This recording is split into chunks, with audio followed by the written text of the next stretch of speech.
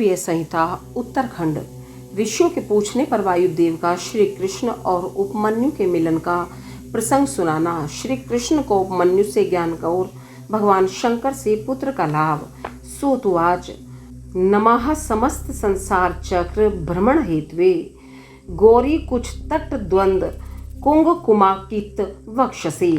सूत जी कहते हैं, जो समस्त संसार चक्र के परिभ्रमण में कारण रूप है तथा गौरी के युगल उरोजों में लगे हुए केसर से जिनका वक्ष स्थल अंकित है, उन भगवान उमा वल्लभ शिव को नमस्कार है। उपमन्यु को भगवान शंकर के कृपा प्रसाद के प्राप्त होने का प्रसंग सुनाकर मध्याह्न काल में नित्य नियम के उद्देश्य से वायुदेव कथा बंद करके उठ गए। तब नैमिषारण्य निवासी अन्य ऋषि भी अब अमुक बात पूछनी है ऐसा निश्चय करके उठे और प्रतिदिन की भांति अपना तात्कालिक नित्य कर्म पूरा करके भगवान वायुदेव को आया देख फिर आकर उनके पास बैठ गए। नियम समाप्त होने पर जब आकाश जन्मा वायुदेव मुनियों की सभा में अपने लिए निश्चित उत्तम आसन पर विराजमान हो गए, सुखपूर्वक बैठ गए। तब वे लोकवंदित पवनदेव परमेश्वर की श्री संपन्न विभूति का मन ही मन चिंतन करके इस प्रकार बोले। मैं उन सर्वज्ञ और अपराजित महान देव भगवान शंकर की शरण लेता हूँ, जिनकी विभूति इस समस्त चराचर जगत के रूप में फैली हुई है। उनकी शुभ वाणी को सुनकर वे निष्पाप ऋषि भगवान की विभूति का विस्तार पूर्वक वर्णन सुनने के लिए यह उत्तम वचन बोले।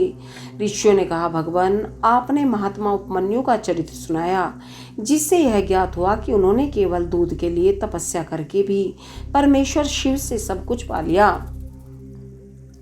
हमने पहले से ही सुन रखा है कि अनायासी मान कर्म करने वाले वसुदेव नंदन भगवान श्री कृष्ण किसी समय धौम्य के बड़े भाई उपमन्यु से मिले थे और उनकी प्रेरणा से पाशुपत व्रत का अनुष्ठान करके उन्होंने परम ज्ञान प्राप्त कर लिया था। अतः आप यह बताएं कि भगवान श्री कृष्ण ने परम उत्तम पाशुपत ज्ञान किस प्रकार प्राप्त किया। वायुदेव बोले, अपनी इच्छा से अवतीर्ण होने पर भी सनातन वासुदेव ने मानव शरीर की निंदा सी करते हुए लोक संग्रह के लिए शरीर की शुद्धि की थी। वे पुत्र प्राप्ति के निमित्त तप करने के लिए उन महामुनि के आश्रम पर गए थे, जहाँ बहुत से मुनि उपमन्यु जी का दर्शन कर रहे थे। भगवान श्री कृष्ण ने भी वहां जाकर उनका दर्शन किया। उनके सारे अंग भस्म से उज्ज्वल दिखाई देते थे। मस्तक त्रिपुंड से अंकित था। रुद्राक्ष की माला ही उनका आभूषण थी। वे जटामंडल से मंडित थे। शास्त्रों से वेद की भांति वे अपने शिष्यभूत महर्षियों से घिरे हुए थे और शिव जी के ध्यान में तत्पर हो शांत भाव से बैठे थे। उन महातेजस्वी उपमन्यु का दर्शन करके श्री कृष्ण ने उन्हें नमस्कार किया। उस समय उनके संपूर्ण शरीर से रोमांच हो आया। श्री कृष्ण ने बड़े आदर के साथ मुनि की 3 बार परिक्रमा की, फिर अत्यंत प्रसन्नता के साथ मस्तक झुका हाथ जोड़कर उनका स्तवन किया। तदंतर उपमन्यु ने विधि पूर्वक अग्नि रीति भस्म इत्यादि मंत्रों से श्री कृष्ण के शरीर में भस्म लगाकर उनसे 12 महीने का साक्षात पाशुपत व्रत करवाया। तत्पश्चात मुनि से उन्हें उत्तम ज्ञान प्राप्त किया। उसी समय से उत्तम व्रत का पालन करने वाले संपूर्ण दिव्य पाशुपत मुनि उन श्री कृष्ण को चारों ओर घेर कर उनके पास बैठे रहने लगे। फिर गुरु की आज्ञा से परम शक्तिमान श्री कृष्ण ने पुत्र के लिए सांब शिव की आराधना का उद्देश्य मन में लेकर तपस्या की। उस तपस्या से संतुष्ट हो 1 वर्ष के पश्चात पार्षदों सहित परमेश्वरशाली परमेश्वर सांब शिव ने उन्हें दर्शन दिया। श्री कृष्ण ने वर देने के लिए प्रकट हुए सुंदर अंग वाले महादेव जी को हाथ जोड़कर प्रणाम किया और उनकी स्तुति भी की। गणों सहित सांब सदाशिव का स्तवन करके श्री कृष्ण ने अपने लिए एक पुत्र प्राप्त किया। वह पुत्र तपस्या से संतुष्ट चित हुए साक्षात शिव ने श्री विष्णु को दिया था।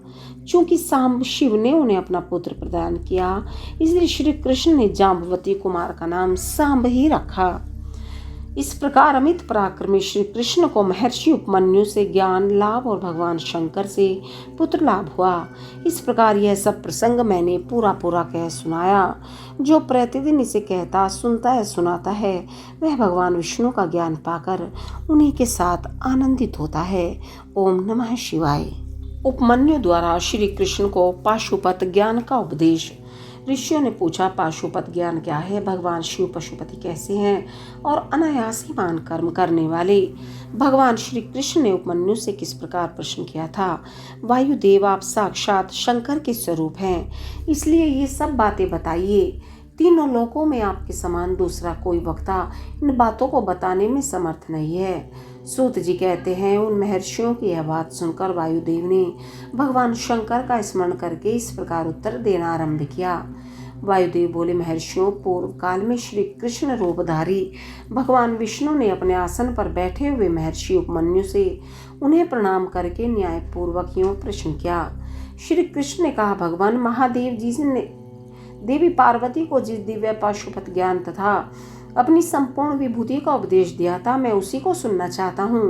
महादेव जी पशुपति कैसे हुए? पशु कौन कहलाते हैं? वे पशु किन पाशों से बंधे जाते हैं और फिर किस प्रकार उनसे मुक्त होते हैं?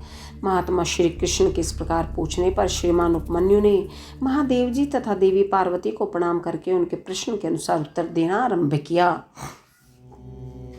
उपमन्यु बोले, देव की नंदन, ब्रह्मा जी से लेकर स्थावर पर्यंत जो भी संसार के वशवर्ती चराचर प्राणी हैं, वे सब के सब भगवान शिव के पशु कहलाते हैं और उनके पति होने के कारण देवेश्वर शिव को पशुपति कहा गया है। वे पशुपति अपने पशुओं को मल और माया आदि पाशों से बांधते हैं और भक्ति पूर्वक उनके द्वारा आराधित होने पर वे स्वयं ही उन्हें उन पाशों से मुक्त करते हैं जो 24 तत्व हैं। वे माया के कार्य एवं गुण हैं, वे ही विषय कहलाते हैं। जीवों को बांधने वाले पाश वे ही हैं। इन पाशों द्वारा ब्रह्मा से लेकर कीट पर्यंत समस्त पशुओं को बांधकर महेश्वर पशुपति देव उनसे अपना कार्य कराते हैं। उन महेश्वर की ही आज्ञा से प्रकृति पुरुषोचित बुद्धि को जन्म देती है। बुद्धि अहंकार को प्रकट करती है तथा अहंकार कल्याणदायी देवादिदेव शिव की आज्ञा से 11 इंद्रियों और 5 तन्मात्राओं को उत्पन्न करता है। तन्मात्राएं भी उन्हीं महेश्वर के महान शासन से प्रेरित हो क्रमशः 5 महाभूतों को उत्पन्न करती हैं। वे सब महाभूत शिव की आज्ञा से ब्रह्मा से लेकर तृण पर्यंत देहधारियों के लिए देह की सृष्टि करते हैं। बुद्धि कर्तव्य का निश्चय करती है और अहंकार अभिमान करता है। चित्त चेतता है और मन संकल्प विकल्प करता है। श्रवण आदि ज्ञान इंद्रियां पृथक पृथक शब्द आदि विषयों को ग्रहण करती हैं। वे महादेव जी के आज्ञा बल से केवल अपने ही विषयों को ग्रहण करती हैं। वाक आदि कर्मेंद्रियां कहलाती हैं और शिव की इच्छा से अपने लिए नियत कर्म ही करती हैं, दूसरा कुछ नहीं। शब्द आदि जाने जाते हैं और बोलना आदि कर्म किए जाते हैं। इन सब के लिए भगवान शंकर की गुरुतर आज्ञा का उल्लंघन करना असंभव है। परमेश्वर शिव के शासन से ही आकाश सर्वव्यापी होकर समस्त प्राणियों को अवकाश प्रदान करता है। वायु तत्व प्राणादि नाम भेद द्वारा बाहर भीतर के संपूर्ण जगत को धारण करता है। अग्नि तत्व देवताओं के लिए हृदय और कव्य भोजी पितरों के लिए कव्य पहुंचाता है। साथ ही मनुष्यों के लिए पाक आदि का भी कार्य करता है। जल सबको जीवन देता है और पृथ्वी संपूर्ण जगत को सदा धारण की रहती है। शिव की आज्ञा संपूर्ण देवताओं के लिए अलंघनीय है। उसी से प्रेरित होकर देवराज इंद्र देवताओं का पालन, दैत्यों का दमन और तीनों लोकों का संरक्षण करते हैं। वरुण देव सदा जल तत्व के पालन और संरक्षण का कार्य संभालते हैं। साथ ही दंडनीय प्राणियों को अपने पाशों द्वारा बांध लेते हैं। धन के स्वामी यक्षराज कुबेर प्राणियों को उनके पुण्य के अनुरूप सदा धन देते हैं और उत्तम बुद्धि वाले पुरुषों को संपत्ति के साथ ज्ञान भी प्रदान करते हैं। ईश्वर असाधु पुरुषों का निग्रह करते हैं तथा शेष शिव की ही आज्ञा से अपने मस्तक पर पृथ्वी को धारण करते हैं। उन शेष को श्री हरि की तामसी रौद्र मूर्ति कहा गया है, जो जगत का प्रलय करने वाली है। ब्रह्मा जी शिव की ही आज्ञा से संपूर्ण जगत की सृष्टि करते हैं तथा अपनी अन्य मूर्तियों द्वारा पालन और संहार का कार्य भी करते हैं। भगवान विष्णु अपनी त्रिविध मूर्तियों द्वारा विश्व का पालन, सर्जन और संहार भी करते हैं। विश्वात्मा भगवान हर भी 3 रूपों में विभक्त हो संपूर्ण जगत का संहार, सृष्टि और रक्षा करते हैं। काल सबको उत्पन्न करता है, वही प्रजा की सृष्टि करता है तथा वही विश्व का पालन करता है। यह सब वह महाकाल की आज्ञा से प्रेरित होकर ही करता है। भगवान सूर्य उन्हीं की आज्ञा से अपने 3 अंशों द्वारा जगत का पालन करते, अपनी किरणों द्वारा वृष्टि के लिए आदेश देते और स्वयं ही आकाश में मेघ बनकर बरसते हैं। चंद्रभूषण शिव का शासन मानकर ही चंद्रमा औषधियों का पोषण और प्राणियों को आच्छादित करते हैं। साथ ही देवताओं को अपनी अमृतमयी कलाओं का पान करने देते हैं।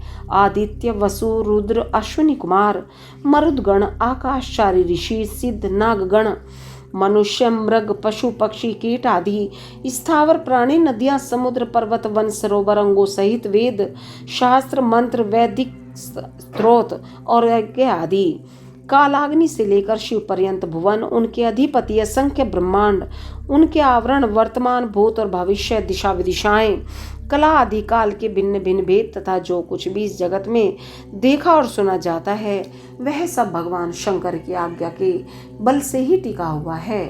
उनकी आज्ञा के ही बल से यहाँ पृथ्वी, पर्वत, मेघ, समुद्र, नक्षत्र गण, इंद्र आदि देवता, स्थावर, जंगम अथवा जड़ और चेतन सबकी स्थिति है।